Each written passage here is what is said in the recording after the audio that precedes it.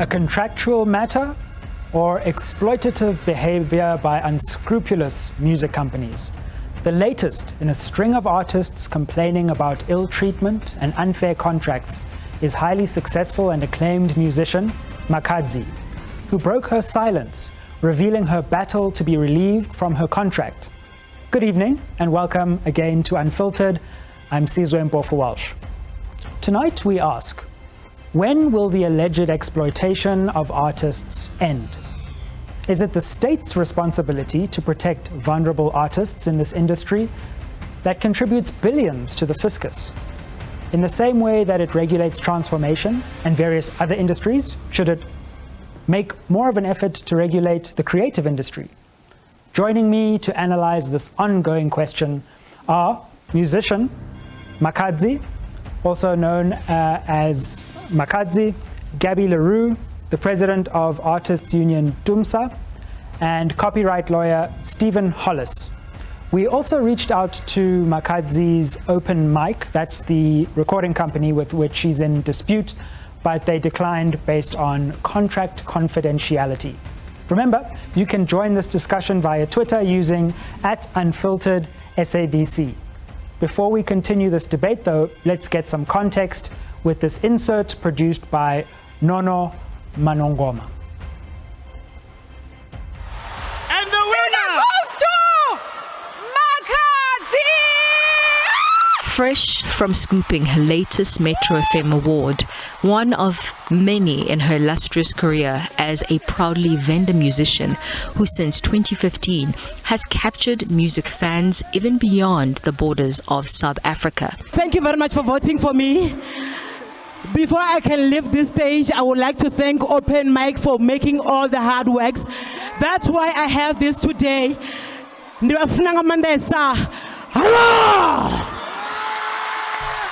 Instead of celebrating her achievements, Makhadzi is embroiled in a vicious contractual dispute with Open Mic Productions, her record label from which she says she no longer belongs as her contract has ended.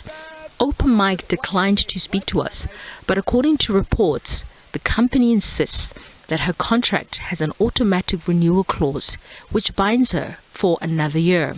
What is the contract? Okay, what is the contract that you said you're gonna send it to me? The contract, no, when you signed the contract, I was not there.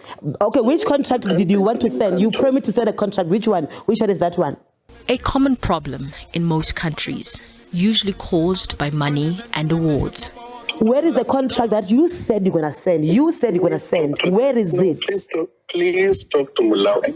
I'm also asking the same thing that you promised me. Where is the contract that you said you're gonna send it to me? Makhadzi is the latest in a string of artists raising the alarm about the unfavorable contractual conditions which always see artists stuck in arrangements that they would otherwise not be in.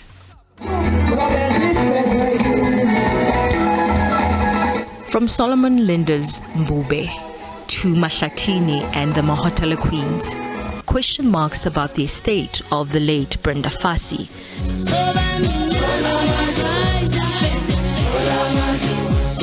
And others who continue to join the industry. The story is the same.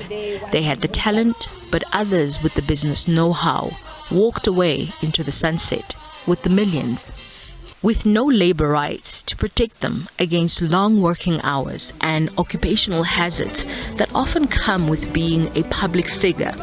Artists often engage in contractual agreements with moneyed companies with little or no negotiation skills, where the power dynamics are always skewed. The vulnerable artists have often blamed the state for failing to protect their rights. It also doesn't help that in trying to make a different point, a government minister gave an impression that artists are not taken as seriously as they should. We must ensure that we have greater skills development on the continent in critical skills areas. I don't think, we want more arts trainers, or sorry to the arts people. But I think science is very important, technology, engineering.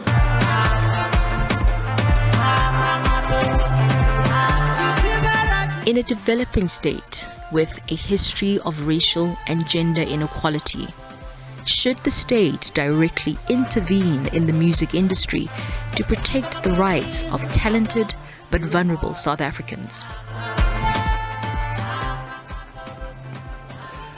Welcome back. To provide some more context for our conversation, before we dive into our panel, we're going to have a conversation with a government representative, and we're going to be speaking to spokesperson for the Ministry of Sports, Arts and Culture, Mr. Miki Modisane. Mr. Modisane, thank you very much for joining us. Mr. Bofu, good evening to you and also good evening to the viewers. I would call them now the listeners for now because I'm not actually live on TV. Yes, good evening. Welcome. We just heard something interesting from Minister Pandor there, which I just also wanted to get your thoughts on before we dive into it. You know, representing arts, she seemed to suggest that, you know, the arts were subsidiary degrees to be prioritizing. What were your thoughts on that? I know she has subsequently apologized. Look, the minister has apologized. Minister Naledi Pandor issued a statement apologizing. That meant that she retracted what she indicated. So I think from my side, I really wouldn't comment further on that. Thank you so much, Mr. Bofu. This question of the exploitation of artists is a long-running one. It's a perennial problem. What is the department, what is the ministry doing to ensure that we don't hear these constant questions of exploitation reaching our headlines? No, thank you so much. I'm talking to you now. I'm in Cape Town. The minister, Zizikoda, and Deputy Minister Natale Mafu unpacked the department budget vote, budget, elements, and also it was voted, and so which means everything now is on track. And this was the minister's maiden budget vote statement or speech. Let me indicate, I think Minister acknowledged the following. And in his meeting with the creatives that were present today, we had Mayor Lillian Dubek, we had Mayor Florence Masebe, we had the likes of Joy Mbewana from SIFSA, we had quite a number of stakeholders that the minister, invited. And I think one thing that was very clear, and he didn't mince his words on this one. The minister stated the following, that the exploitation of artists, it is time that it comes to an end. The exploitation of people taking advantage of the vulnerability of our artists, it needs to come to a great halt and with immediate effect. And that's very, very good, Mr. Modisane, yes, but I guess my question is, what are the specific steps that are being taken to avoid that? Are the following. In the next 2 months, these are the timelines that the minister has indicated when he unpacked the budget vote. There are legislations. Minister is going to push that the protection of artists, their copyright, it needs to be protected through legislation. So as we're speaking right now, the legislation, these bills are at an advanced stage. And them being at an advanced stage, Minister has indicated very clear, within 2 months, they would have been promulgated. And once that is done, so then which means now the department or the government can intervene to protect the interests of the artists.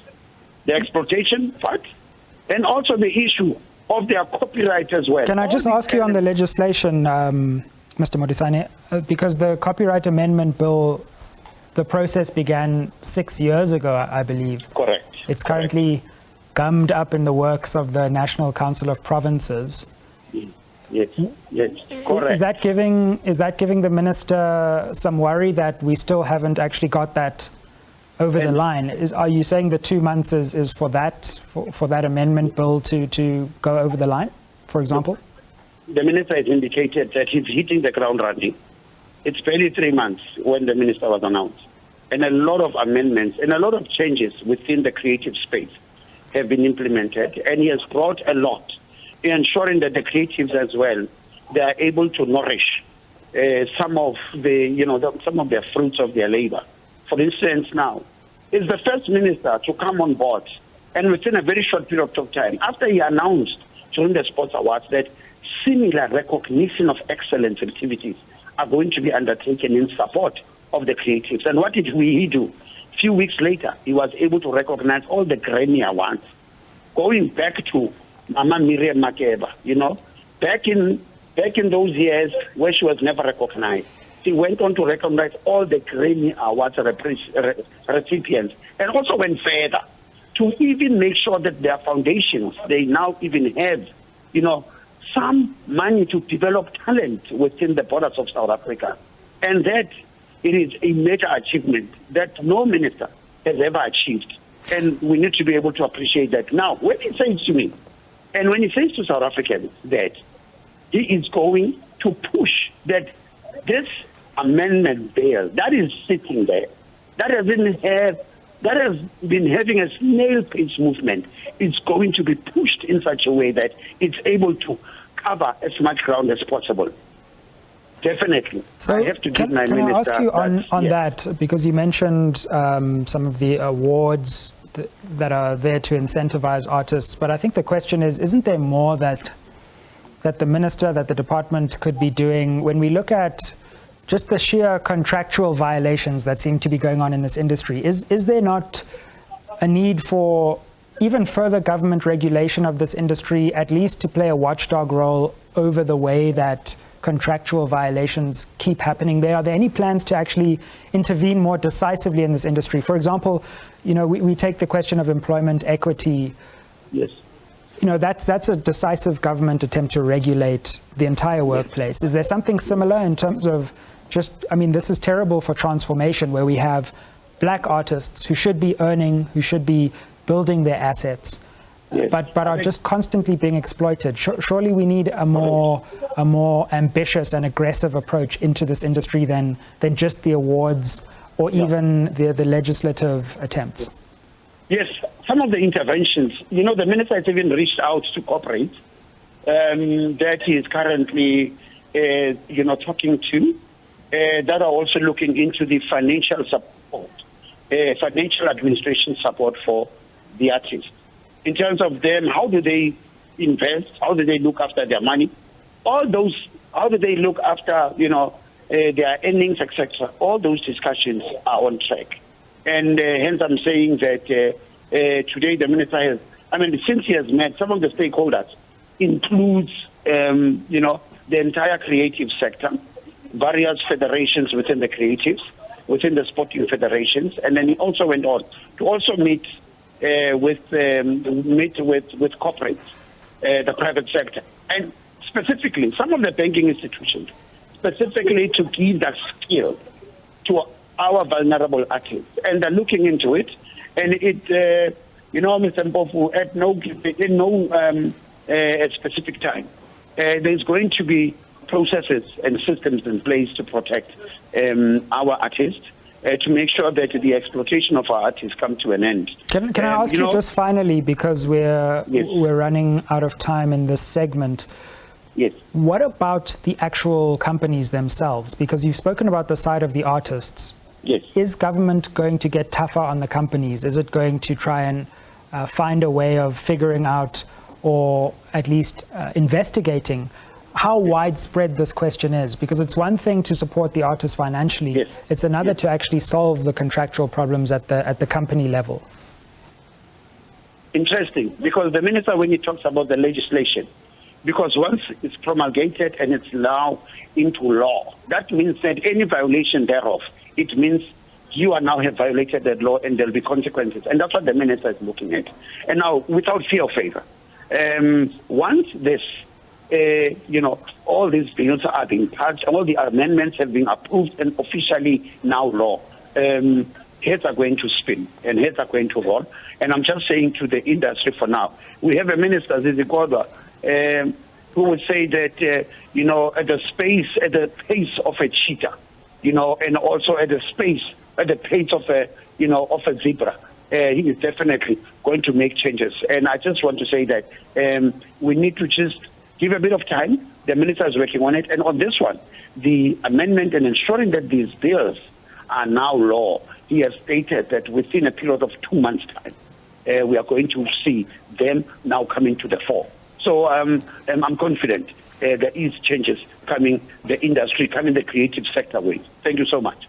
That's Miki Modisane, spokesperson for the Ministry of Sports, Arts and Culture. Thank you for being with us this evening as we look at artist exploitation in the music industry. After the break, we come back with a panel of experts in various areas of this industry to understand and uncover why artist exploitation persists as a perennial problem. See you after the break.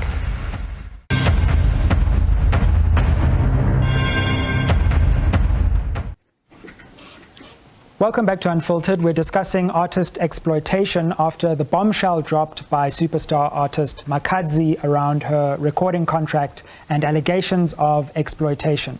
We're joined in this segment by two experts in the industry.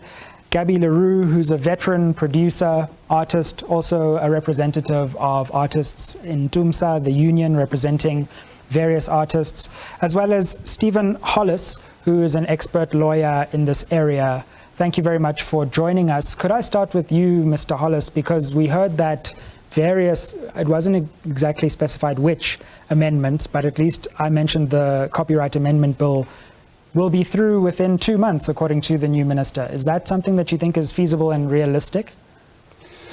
Well, Sise, thank you for inviting me to participate today. And I must say that the comments made there that these bills are going to be pushed through are hugely alarming because the Copyright Amendment Bill and the Performance Protection Amendment Bill, as they are presently tabled, pose probably the greatest threat to South Africa's creative industries that it has ever encountered. And the reason I'm saying that in a nutshell is the Copyright Amendment Bill seeks to expropriate intellectual property rights. So instead of actually improving the lot of our vulnerable creatives, our musicians, our authors, our composers, our producers of content, what it does is it takes a lot of rights away, and it makes it easier for people who want to use their works without the need to get permission or to pay them for it. It makes them easier to do so. How does it do that? So what it does is it introduces a new system called fair use. And it's a fair use approach that says if somebody feels that they are entitled to use your work without your permission or pay, there's now a legal defense that they can rely on to say, I think my use of your work was fair under these circumstances. And instead of the current system where it's very clear that somebody, when they infringe your works, and you can actually action that in terms of law, you now first have to go as a creative and take this person to court and first have the court determine whether the use was fair or not, and which of our artists actually have the money to pursue these matters through the courts. The bills have encountered massive opposition. The Copyright Amendment Bill much more. The Performance Bill has less fundamental problems. But the Copyright Amendment Bill certainly has provisions that give the minister very broad powers to intervene into private contractual dealings and to prescribe compulsory contract terms and standard contract terms on any copyright contract. Now, while that might sound like a good idea, especially in the context of our discussion tonight about what can government do to intervene to deal with unfair practices in the music industry, the danger is that when you try to legislate for specific situations by introducing very standardized and rigid frameworks within which you can contract, you can actually cause a lot of unintended harm to the broader industry. And if there's not a free market in which parties can decide these are the terms on which we want to enter into a deal, a lot of these deals and opportunities could move to other countries, for instance. Mr. Leroux, what's your view on the speed with which these amendments are supposedly being pushed through, according to the minister's spokesperson, but also this question of freedom of contract and the extent to which there should be intervention versus freedom? Yeah. Good evening, Cisben. Good evening to our viewers. Thank you for the opportunity. Tumsa's position is the following. Look, in the first round, if I could say, of the bill, before the president sent it back to Parliament to redeliberate, TUMSA was absolutely at the forefront. We marched to Parliament. We, a lot of the inserts that we see in the background were some of our members, and we were absolutely vehement that that bill was completely light years away from being appropriate protection for people who create copyright.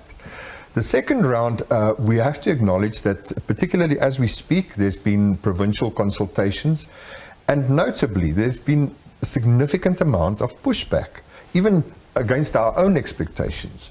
During the early years, we definitely had the impression that the die was cast. There was, no matter what we did or say, the bills were going to be pushed through. And we were very thankful when the President had the insight to look at this bill and send it back. And I have to agree with my colleague over here that fair use, the way it is contained in Article 12, is it, of the new bill, is alarmingly dangerous, particularly with the likes of the digital platforms now having this opportunity to go even a step further in exploiting artists in the digital space. When we have hard copies, like in the old days, one sort of takes stock of what's in the warehouse. These days, to send a file, into the digital space, a producer or an artist can do it from their laptop in a hotel room, and who knows what happens from there. So our position on the bills at the moment, look, 2 months, as long as all the opinions and the heartfelt opinions are taken into consideration and there's a proper deliberation. If they can do it within the next 2 months, that'll be great. But then people must generally have consensus that these bills are properly drafted. TUMSA opted for a fifth. We're going to just have to leave it there. We'll come back to this after the break, and also start panning into the Makhadzi question as it relates to these broader questions of policy and ministry statements, and actually see how this affects artists on the ground. Stay with us. We'll be back with this conversation after the break.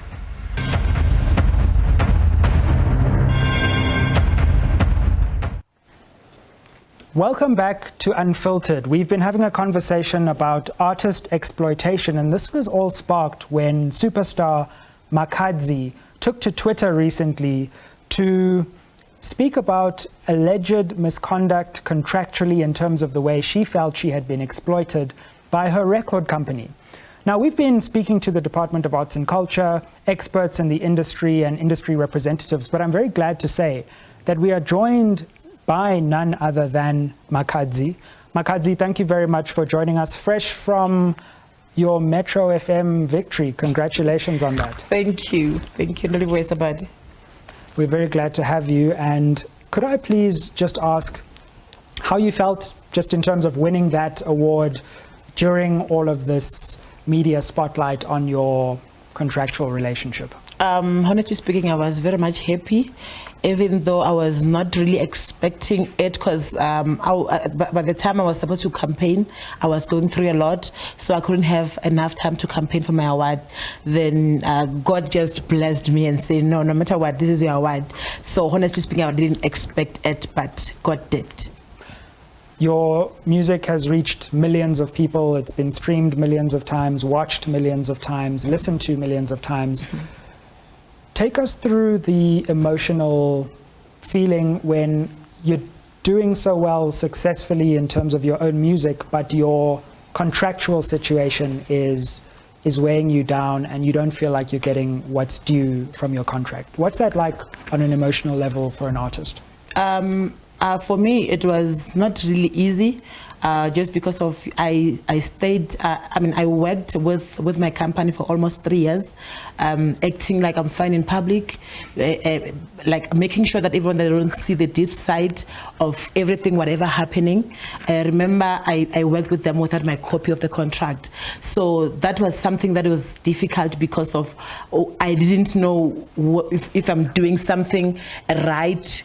is it wrong according to the contract because I don't have a copy to refer to, or if I'm doing something, are they going to blame? Because I was just living with fear without knowing whatever I'm doing, if I'm doing a right thing. And again, winning those awards, having those plugs, gold plugs, platinums, but without knowing what's going to happen next. Am I going to get money? Am I going to get what? Because it's keep on happening, but no one is coming to me and show me the statement. This is what you sold. This is what you're getting. And still you must go back to the studio and record again, because at the end of the day, you are an artist, people, they have to dance. So now you end up doing it for public, but deep side, you know that you are not okay and you are crying.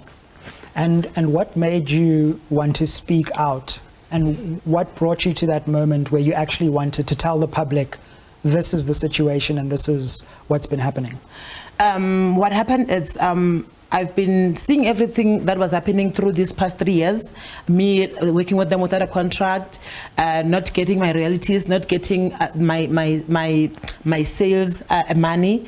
And I told myself that no matter whatever happening, at the end of the day, I have an agreement with these people that I must provide an album, 3 albums. I must do that. So let me just serve my side first, then I'm gonna fight later when my contract comes to an end. So because I know that my contract was for 3 years, I waited for that period and served everything that I was supposed to serve.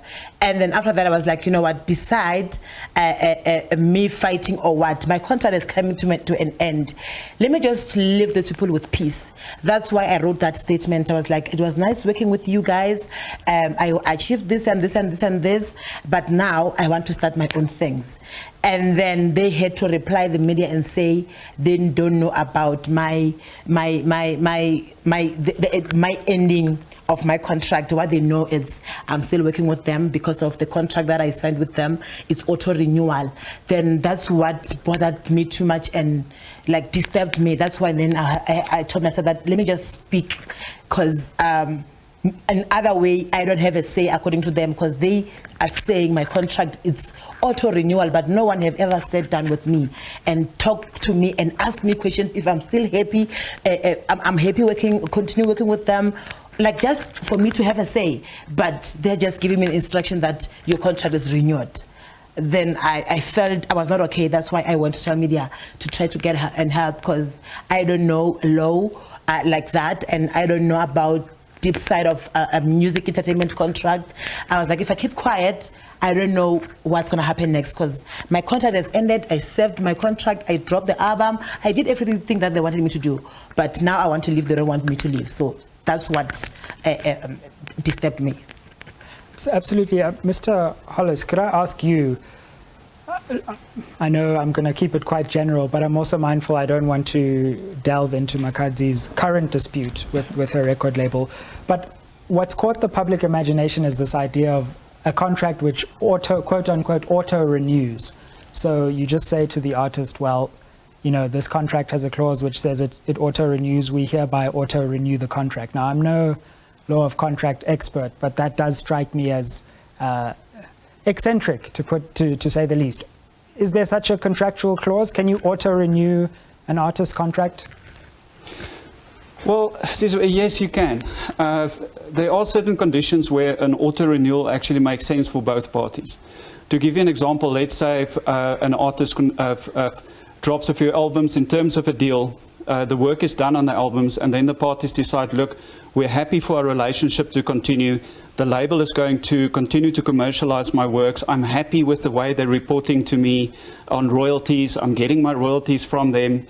And instead of us at the end of the term every year doing a formal renewal and getting together and discussing that, we agree that the agreement, unless terminated by either of the parties, for instance, will automatically renew for another year. So until one of the parties terminates the agreement, it might make sense for some deals for this to happen. But it becomes a bit more complicated if you've got a situation where there's a dispute. and the one party doesn't want to release the other party from their obligations, it becomes even more complicated if one of the parties says, I've got the contract and I'm not showing it to you. Now that is deeply irregular. There are certainly ways to, I believe, to legally compel them to do so. We've got things like the protection of the Promotion of Access to Information Act. If you're an individual dealing with a company and there's information that the company can't treat it as confidential vis-a-vis the artist that they signed the deal with, because that's another contracting party. And then also you've got, interestingly, the Consumer Protection Act might have a say. Because the definition of, and the Consumer Protection Act looks at clauses like auto-renewal and says, if you, for instance, were in like a cell phone contract, so an individual with a service provider, they can't just automatically renew without notifying you, and you've got a way to opt out. So there's various angles to look at, and even at our common law, as they call it, there's a specific difference between contracts that are deemed to be agreed to be perpetual. Now that's where both parties decided we want this to be an indefinite agreement with no specific rights to terminate. But then both parties need to have that meeting of the minds. And if the artist on day one didn't actually sit down and say, yes, I agree to be tied into you for the rest of my life, that's a problem. So, so the irregularities actually, can quickly compound, but there are certain instances where an auto-renewal does make sense. Typically in recording deals, record companies also work with options to say, look, we're going to do 3 albums within the first, let's say, 3 years. If we find that there's traction on this, we reserve the right to exercise the first option before anyone else can to actually do another couple of albums with you. And there's good reason for that. Sure, but because record companies invest heavily in artist development. What I'm hearing from you is auto-renewal is possible, but you need the agreement or the consensus or the consent of the other party. There's no sort of unilateral auto-renewal option. It depends. What was the meeting of the minds of the parties when they sat down? And there's something to, music contracts can be very technical. Copyright, which is the most important asset that any creative, any musician, has, any person who writes original music or composes. And copyright quite often in music contracts is really where the gold is at. And musicians who retain their rights of copyright contractually and don't assign it to, let's say, a label or a publisher in perpetuity without the possibility of getting it back, they tend to be the more successful.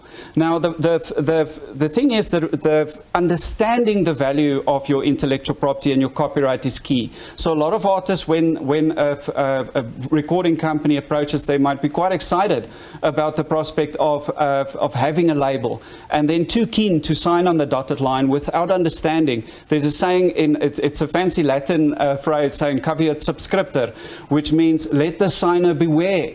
If you're going to sign an agreement freely, you are deemed later to actually, you're deemed to have fully understood all of the implications and the terms in this agreement. So you can't later say, I didn't understand this clause, or I didn't properly understand its implications. And that's why in the music industry, it's so important for a musician or a performing artist, when they're faced with a contract on the table, to get some legal advice on it, because sometimes it's better to head for the door than to reach for the pen. Right. Well, we're going to continue this. Mr. Leroux, we're going to bring you in as well as someone who's seen multiple different eras of this problem, and just have a general discussion. We're speaking to award-winning artist Makhadzi, as well as industry experts in the creative space, to understand why artists continue to be exploited and how we can change that. See you after the break as we wrap up.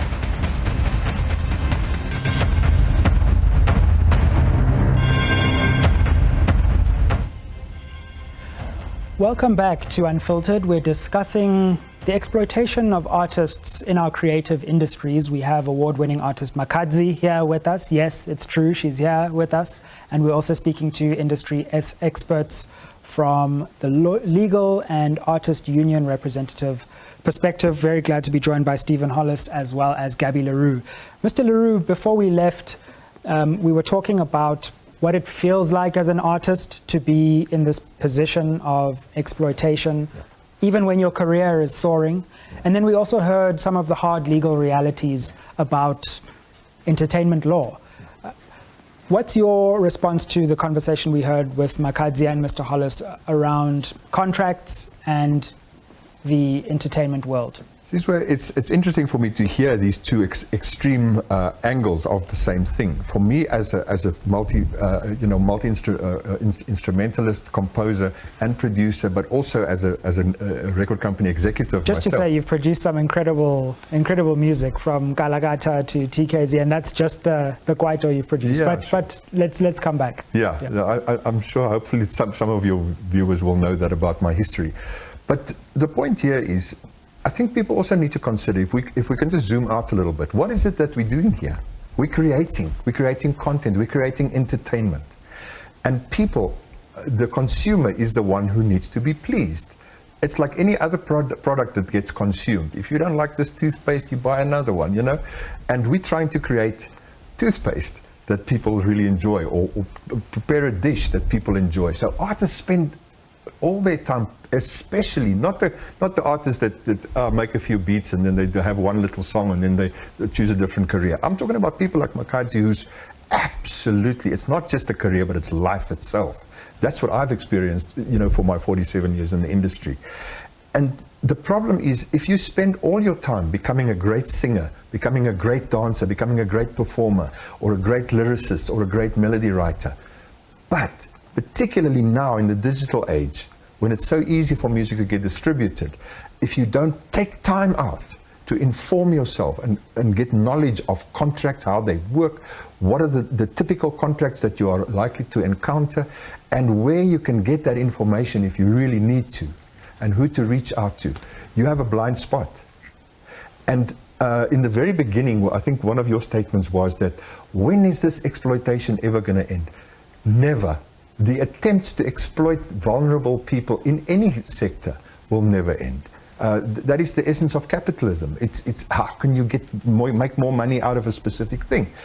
What I'm here to say is, for artists who are listening, is as important as your skills as a performer and a lyricist or a singer or a dancer or an actor, as important as that is to get you up the ladder in who the crowds will prefer, most importantly is to make sure that you can do that in a protected environment where you don't have to look over your shoulder the whole time. And the only way that you can do that is to get the knowledge. And when in doubt, find someone who can give you that insight. Don't just go to your chommy down there who's a butcher or someone who's running a spaza shop. Go to people who are experts in the industry, and not necessarily to the person who you're about to be contracted to. Don't let your co-contractor be the judge and jury. And that's really a very, very important issue that I think needs to be addressed. Makhadzi, you have now got some legal assistance. You are taking this matter forward, so you have armed yourself with that assistance. Tell us where to next from here with your career, and also the steps that you're looking at taking in terms of understanding the industry more deeply. In the meantime, all I can say is I'm getting help there and there, and what I can promise is everything is going to be okay. And the only problem that I have now is when I'm plugging my music and they are taking it down. So in other way, they are sending a message to me that they don't want to see me waking. That's what is giving me a stress, like today. And this happened with your recent single, which I believe was up. I tried to put it again, they pulled it down. So it's like they don't want to see me waking, but they're not stopping me to perform. But when it comes to dropping music, they are taking my music down. And what's the next step for your career going forward from here, and what can we expect from your It's just that, you know, this thing just happened now, but already I had more than 30 songs, because I don't sleep, I'm always on serial. So now I just planned that I must just drop an EP called Auto Renewal EP 1. So you're announcing that live. Can I feature on the Auto Renewal? You can come and be part of Auto Renewal EP, you're welcome, because my songs were already ready. I always I record all the time when I'm free. Brilliant. So I have a lot of songs that I kept in my studio, but of course, because of this thing, I'm still waiting for legal advices, what to do, what not to do. But at the end of the day, people must dance, because that's my job. My job is to make people dance, no matter whatever happening. So all I can say is people that are still going to dance, I have a lot of songs that I prepared to drop them. Now we're looking forward to Auto Renewal EP. Thank you. Mr. Hollis, what's the best way for an artist to then equip themselves with the legal knowledge and maybe even representation going forward? What would you advise artists to do as they embark on that exciting process of being discovered and people offering them deals? What can they do, and what kind of things do you see artists doing that they can avoid? Well, Sizwe, I really like what Gabby said. How important it is to educate yourself, and you don't have to go and see a lawyer to get educated. There's a lot of great information online. There's a lot of great information online with some of the collecting societies as well that represent so many thousands of artists in South Africa, SAMRO, SAMPRA, Capasso. Go to industry events as well. When there's an event sometimes on copyright, I'm invited to speak, I'm quite stunned sometimes to see there's so few artists in the room. Now, I appreciate creatives want to do what creatives do best. They want to create and they want to leave the legalese to the lawyers. But the problem with copyright is it's the most important asset. And when a lot of artists might not realize this, but you get rights to copyright without the need to go and register it anywhere. If you create an original song, you own the rights of copyright until you sign it away. You can only transfer it in writing like physical property. Record companies know this, publishing companies know this, third parties know this, but a lot of artists don't appreciate that. So if you look at, like I mentioned earlier, the most successful artists, if you go look at how they controlled their rights, Michael Jackson controlled his rights of copyright, owned his rights in his music. He wrote it himself, he controlled it. Whitney Houston was a performing artist. She didn't necessarily own copyright in her songs. She performed even a big hit for the Bodyguard movie. What was that? I Will Always Love You. Dolly Parton wrote that song, but Dolly Parton held on to a copyright and earned a lot of money from Whitney singing a song and for a song being placed in a film. So it starts with, once you create your song, don't sign it away. There's a lot of different ways to structure recording deals nowadays, and record companies have changed their deals. Even the majors have changed their deals from in the 80s and 90s, where it was very much focused on the records that were being produced, and one can understand that. They spend a lot of money to create these records and to market, distribute, and so forth. But nowadays, there's more avenues to explore. So there's more actual flexibility for artists to engage fairer deals, and I've seen a rising tide of fairer deals with reputable companies. There will always be outliers that look for exploitative practices, like Gabby says. And the biggest thing that government can do is to empower our vulnerable creatives by making sure that when this copyright legislation is to be finally updated, that it puts them in a better position than before, especially vis-a-vis those who want to use their works online and otherwise without permission and pay. And currently it doesn't do that. Could I actually just take you up on that and ask Makhadzi, in terms of government's role, is there anything you think government could have done to help you in this process, or anything government should be doing to assist artists who are in a similar position to you? Okay, honestly speaking, in the meantime, I feel like it's not only me who's always like crying about this certain thing. It's been happening. When you check, if you can check with Zahara or MT, they've been complaining about the same thing, and then nothing happened. So when situations like this, even to speak up, you don't really feel free to speak up, because of you feel like there was someone who was going through the same thing, but nothing happened. So meaning what our government, sometimes I feel like maybe they ignore us as an artist, because for me to not speak up is because of I checked who once got helped by government and no one. That's why maybe I kept this thing. I was like, you know what, let me just wait for my contract to end and live with peace. The problem came when they tell me about the auto renewal. But for me, I didn't want to really go further with it, because whatever happened previously with other artists didn't give me that courage to speak. And it's interesting that when you did speak up publicly, that's when you started getting the help. So I suppose one thing that artists do have is their public voice. Yes. And maybe as a last resort, at the very least, they can use that public voice and not remain in these exploitative situations in silence. Yes. Yeah, I feel like for us to speak out, to speak up, actually, we are not, sometimes it's not like you want people to help you or what, because I feel like if you get to the point where you have to speak up, you're just doing it for your own health, because now you feel like I've been keeping this thing and now it's heavy. I'm crying every day. I don't know who to speak to. Let me just speak out to the public so my fans can know what I'm going through. So for tomorrow, if anything happened, they know what I was going through. Because sometimes you keep things for years, it destroys like too much, like especially emotionally. I was not okay. Imagine going to public, having a smile, performing, putting it all, because you enjoy performing, you love music, but when you go back home, you look at your wall, you find a lot of hours, you don't have even, never receive even any cent, then that thing, it gives me a problem. Actually, when I step inside of my house and I see those plugs, like I cry, because I've never received any cent. But out there, Makhadzi, with a lot of plugs, hours,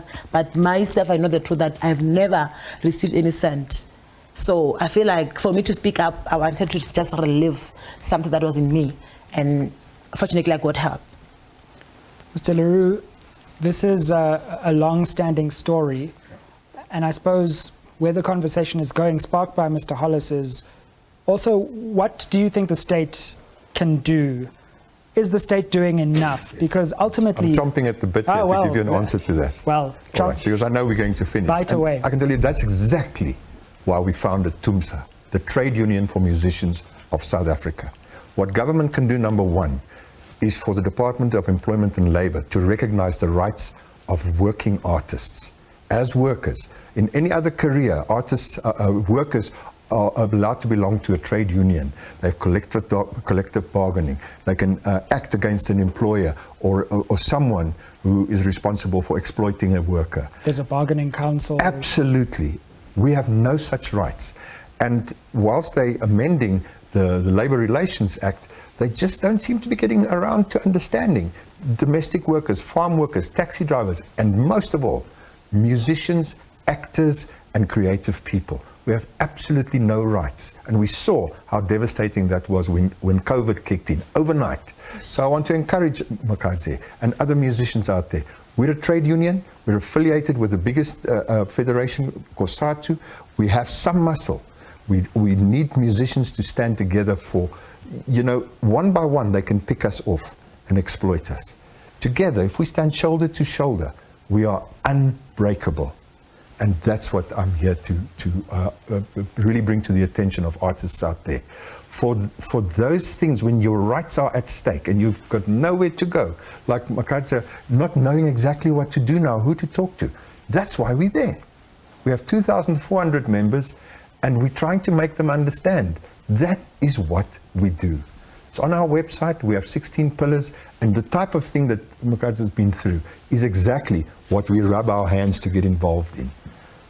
That's it. Mr. Hollis, staying on this theme in terms of what the state could do to support artists, I mean, I would imagine that the first thing that comes to an artist's mind is legal representation or legal advice, money.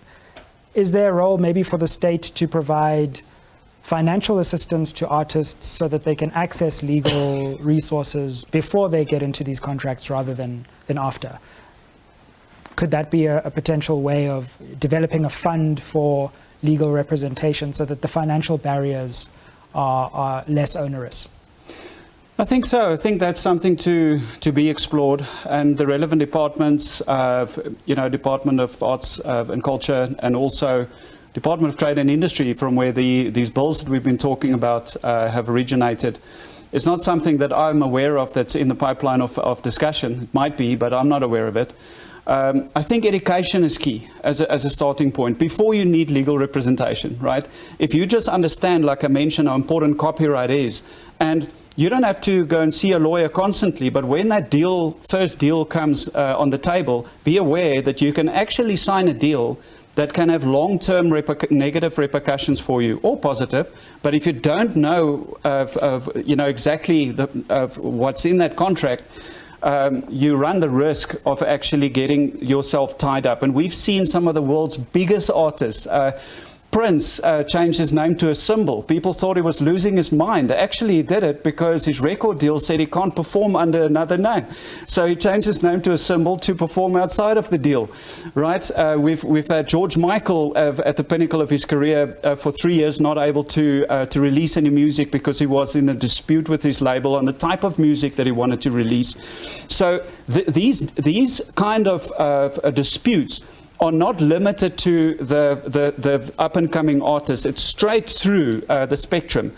And it's important for an artist, when you're faced at those key points of your career, when you do that record deal, when you do that publishing deal, save up for 1 hour with a lawyer that know what they're talking about copyright. Go see that lawyer.